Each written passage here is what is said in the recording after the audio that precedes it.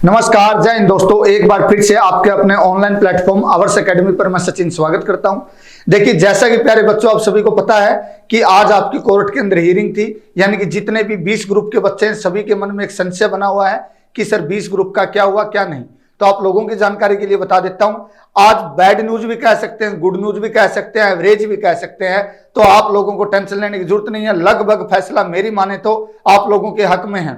तो देखिए दिया क्या है भाई, उन्होंने जहां पे ये कोर्ट केस की सुनवाई चल रही हुई थी, माननीय जज साहब ने कहा है या तो आप पुराने फैसले पे टिको, एचएसएससी को फटकार लगाते हुए, या तो आप पुराने फैसले पे टिको। जैसे ही इन्होंने पुराने फैसले का जिक्र किया तो जो प्राइवेट वकील थे मेरे भाई, प्राइवेट वकील ने सीधा सीधा कहा है कि सर पुराने फैसले पर कोई भी अमल नहीं हो रखा, ये 7 से 8 महीने पहले फैसला सुना दिया गया था।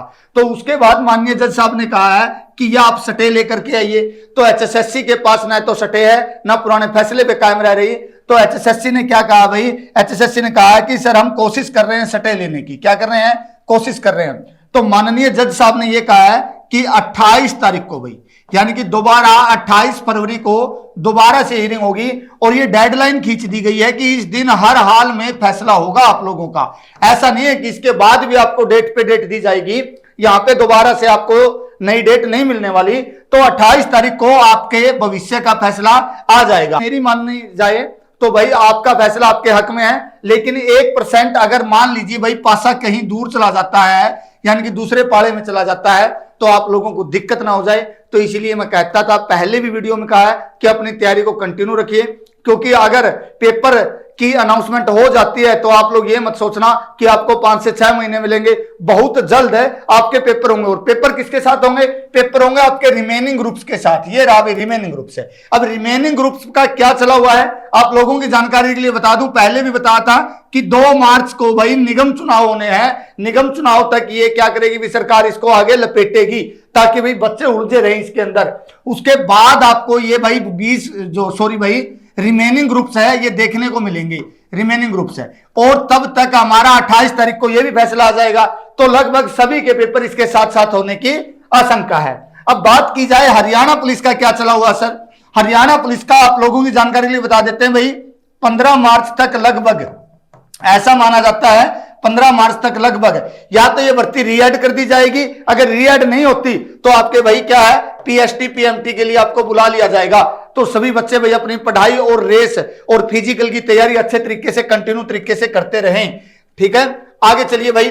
उसके बाद क्या है भाई, वेटिंग लिस्ट की अगर बात की जाए, बच्चों के बहुत सारे मैसेज आ रहे हैं इन दोनों की कि सर ग्रुप डी का और टीजीटी का वेटिंग लिस्ट का क्या रहने वाला है। देखिए भाई, टीजीटी की वेटिंग लिस्ट तैयार है, ये आप लोगों पे डिपेंड है। आप लोगों पे डिपेंड है, आप इसको कब पास करवा रहे हो। क्योंकि आप लोगों को पता है एचएसएससी में जितने ज्यादा बच्चे वहां पे बैठ के भाई अनशन वगैरह बैठे रहेंगे, तब जाकर के उतना जल्दी ये रिजल्ट देते हैं। बात रही ग्रुप डी की, ग्रुप डी की भाई जो वैकेंसियां थी, आप जो सोच रहे हो उतनी वेटिंग लिस्ट नहीं आएगी। कहीं सोचोगे भी 10% आएगी भर्ती का, नहीं, लगभग ये मेरा ऐसा मानना है 1000 के आसपास आपकी वेटिंग लिस्ट लग सकती है। बाकी की जो पोस्टें थी वो न्यू सीईटी के अंदर ऐड कर दी गई है, क्योंकि न्यू सीईटी की अनाउंसमेंट हो चुकी है। आप सभी बच्चों को पता है भाई, आगे आने वाले यानी कि जून जुलाई के अंदर आपको न्यू सीईटी देखने को मिलेगा।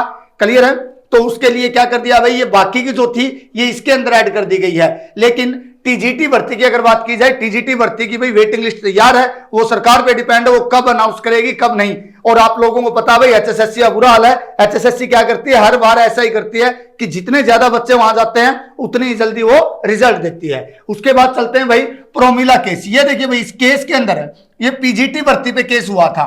क्लियर है? प्रोमिला ने क्या कहा था ये बता देता हूं आप जानकारी के लिए। प्रोमिला ने यह कहा था कि सर 3 स्टेज होती हैं पीजीटी के अंदर। क्या होगा, शुरू में प्री होगा, फिर मेंस होगा, फिर इंटरव्यू।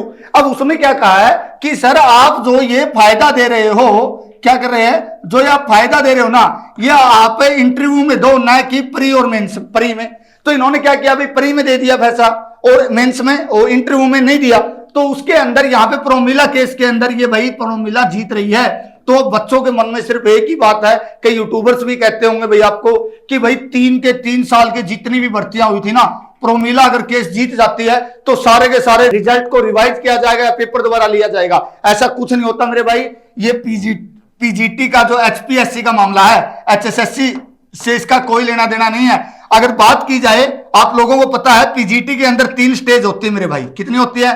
3, लेकिन HSSC के अंदर तो स्टेज ही 2 है, स्टेज ही 2 है। तो उन 2 स्टेज में सही किया गया है, क्योंकि आप लोगों को पता है भाई प्री के अंदर कई जो जिन बच्चों के पास आरक्षण होता है, प्री की लिस्ट उनकी जनरल से भी ऊपर जाती है, लेकिन मेंस की नीचे आती है। तो बच्चे यही सोच रहे हो ना कि सर अगर ये जीत गई तो हमारे ऊपर भी केस होगा, दोबारा से इन भर्तियों का कुछ नहीं होने वाला, इसका कोई भी फर्क नहीं पड़ने वाला है HSSC की भर्तियों पे। बाकी जो कुछ आपने सुना है, कुछ सुना हो भाई, वो अलग बातें हैं। क्लियर हुई? तो इसका भाई इस भर्ती से कोई लेना देना नहीं है। प्रोमिला केस की ये जानकारी थी।